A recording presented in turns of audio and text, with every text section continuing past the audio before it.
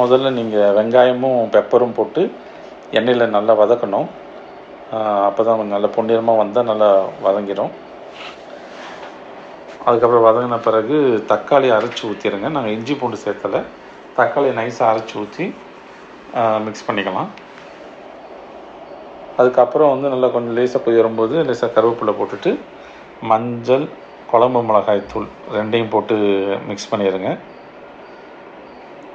Mix பண்ணி கொஞ்சம் நல்லா மிக்ஸ் பண்ணி அந்த பச்சை வாசனை போகிற வரைக்கும் கொஞ்சம் கலந்து விட்டுக்கலாம்.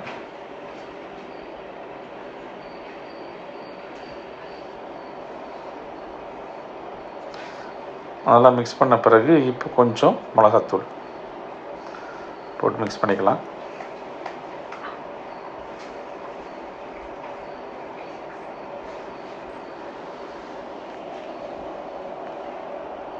அப்புறம் மிக்ஸ் பண்ண பிறகு சிக்கனை போட்டு இந்த சிக்கனில் இருக்க தண்ணி கொதி வர வரைக்கும் போட்டு கடைசியில் கருவேப்பிலை போட்டு முடிச்சிடணும்.